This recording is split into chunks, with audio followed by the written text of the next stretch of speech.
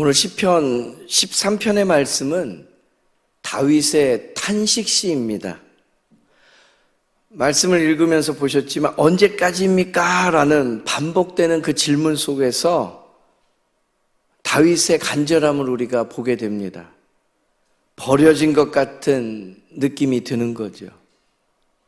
상황이 너무 안 좋아서 역경이라 말할 만한 형편인데 원수가 득세하는 것을 보면서 마음이 불안해지고 분노도 치밀어 오르고, 그런 형편 속에서 하나님의 얼굴, 다시 말하면 하나님의 임재의 회복에 대한 갈망이 한꺼번에 쏟아져 나오고 있는 상황입니다.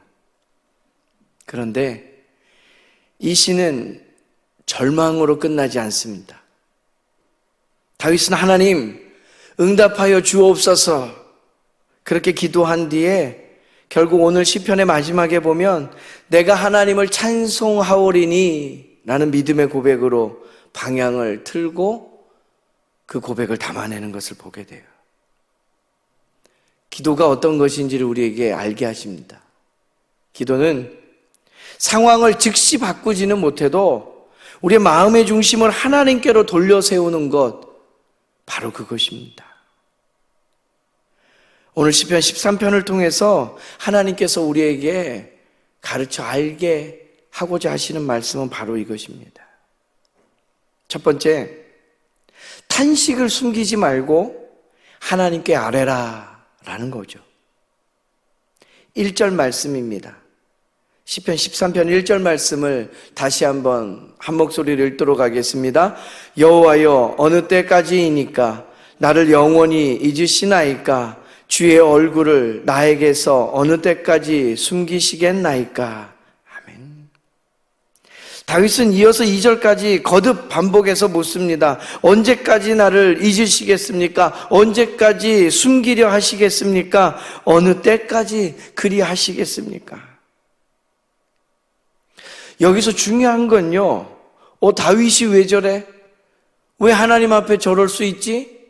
그 부분이 아니고요, 다윗이 하나님을 떠난 불평을 쏟아내고 있는 것이 아니라 하나님께로 와서 아뢰는 불평이라는 거죠. 역경을 맞이하면 우리는 흔히 두 극단으로 치닫습니다. 첫째는 체념이에요.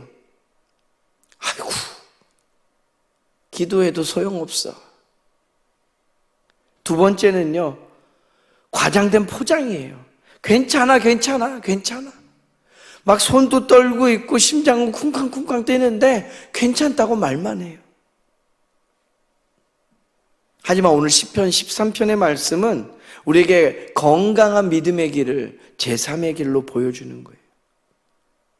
말 그대로 있는 그대로 하나님께로 가져가는 길에 대한 이야기입니다.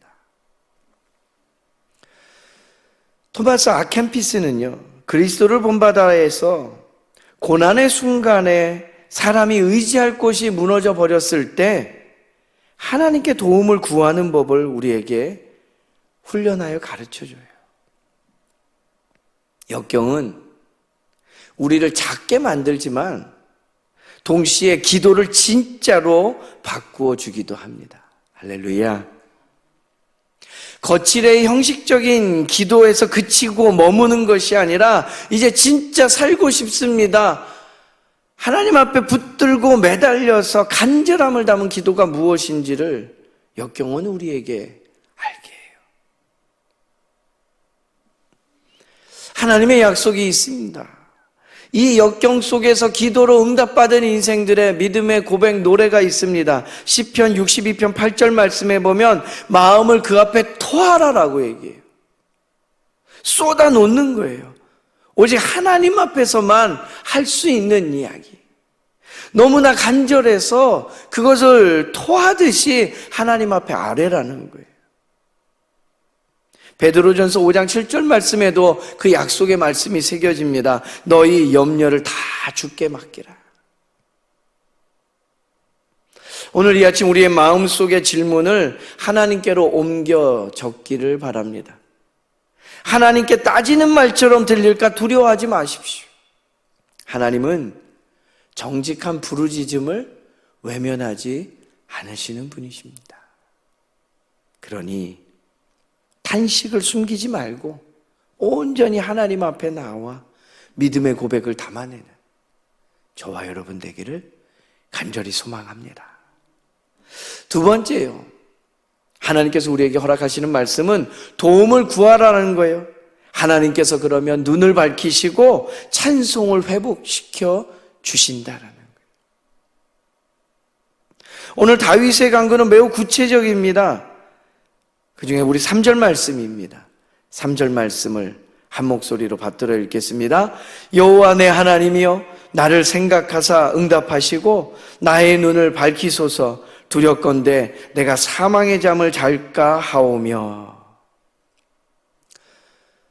다윗은 여기서 내 눈을 밝히소서라고 간구합니다. 눈을 밝혀달라는 이야기는 단순한 어떤 내 컨디션을 좀 회복시켜달라는 이야기가 아니죠. 마음의 시야가 열리는 은혜를 구하고 있는 겁니다. 역경이라는 이 어려움은요, 우리의 시야를 좁힙니다. 하나님이 안 보이게 만드는 거예요. 미래가, 앞날이, 앞길이 깜깜해지는 거예요. 그러니까 보이지 않으니까 두려울 수밖에 없는 거예요. 그래서 다윗이 구하는 첫 도움은 하나님 환경을 바꿔주세요가 아니에요. 내 눈을 밝혀주옵소서라는. 믿음의 눈을 들 때 하나님의 예비하신 길이 보일 줄로 믿습니다. 하나님의 도움이 어디서부터 오는지 밝히 깨달아 아는 은혜가 있을 줄로 믿습니다. 그 기도 뒤에 이어지는 말씀을 보면 놀라운 전환이 일어나요. 나는 오직 주의 사랑을 의지하여 싸우니 내 마음은 주의 구원을 기뻐하리로다. 내게 후대하심을 인함입니다. 이것이 다윗의 고백이에요. 다윗의 경험을 통해 우리가 알게 되는 것이 있어요. 역경의 때 하나님께서 주시는 도움에는 순서가 있다라는 거예요. 3절 말씀을 첫 번째 응답을 주시는 걸 봐요. 하나님과의 연결이 다시 살아나는 거예요. 할렐루야. 그러면 두 번째 빛이 보여요. 마음의 눈이 밝아진다라는 거예요. 두려움에 과장된 것들, 그 포장을 다 우리가 일일이 뜯어서 실체가 무엇인지를 알게 돼요. 그러면 세 번째 확신 안에 거하게 되는 거예요. 주의 사랑을 붙잡을 수 있기 때문에. 그러면 마지막 네 번째요. 상황이 완전히 끝나지 않아도 이제는 찬송이 시작되는 거예요. 먼저 찬송하는 사람이 되는 거예요. 이것이 하나님께서 주시는 도움의 순서예요. 왜 믿음 좋다는 사람들은 아무것도 풀리지 않았는데 노래할 수 있고 하나님을 예배하면서 의지할 수 있는가? 이런 일들을 반복적으로 경험했기 때문에. 응답하신 하나님 만나고 그 하나님을 만나면서 빛이 어디 있는지 알게 되고 확신 있게 거하게 되니까 상황이, 환경이 바뀌지 않아도 노래하는 사람이 되는 거예요. 예수님께서 십자가의 역경 속에서도 아버지 하나님께 먼저 부르짖습니다. 그리고 끝내 아버지 손에 그 영혼을 맡겨드리죠. 역경의 한복판에서 도움을 구하는 길은 결국 예수님의 길을 따라서 아버지께로 더 가까이 나아가는 길이라는 거예요. 바울이 그러한 인생을 살았습니다. 그 인생의 육신의 연약함 때문에 구하고 부르짖으며 나아갔는데 고린도후서 12장 9절에 보면 하나님께서 그렇게 말씀해 주셔요. 내 은혜가 내게 족하다고. 와, 나는 문제 해결을 위해서 그렇게 기도했는데 하나님은 내 은혜가 내게 족하다 말씀하셔요. 우리는 그러면 바울이 실망할 줄 알았어요.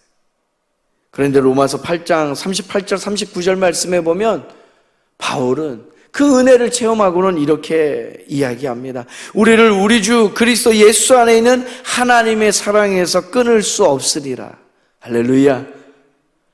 그 사랑이 어떠한지를 오히려 알면서 더 강한 믿음 안에서 그때를 이겨내고 뚫고 나아가는 법을 아는 거예요. 오늘 우리의 기도의 초점이 이렇게 바뀌기를 원합니다. 문을 열어주십시오 이전에 내 눈을 밝혀주옵소서라고 기도하는 거예요. 하나님, 문제가 끝나게 해주십시오라고 기도하기 전에 주의 사랑을 붙잡게 하여 주옵소서 기도하는 거예요. 비록 역경은 당장 사라지지 않아도 우리의 마음의 중심은 흔들리지 않을 줄로 믿습니다. 그게 하나님께서 주시는 도움이에요. 오늘 시편 13편 말씀을 언제까지입니까? 로 시작해서 찬송으로 끝나게 됩니다. 도대체 그 사이에 무엇이 있었던 거죠? 상황만 바꾸길 구하던 마음이 하나님을 붙잡는 자리로 옮겨진 거예요. 오늘 이 새벽, 오늘 이 아침 역경의 자리에서 우리가 도움을 구할 것은 바로 이것입니다. 하나님, 응답하여 주옵소서. 내 눈을 밝혀 주옵소서. 주의 사랑으로 내 마음을 붙잡아 주옵소서. 기도하는 인생 응답받고 확신에 거하며 하나님의 일하심을 보게 될 줄로 믿습니다.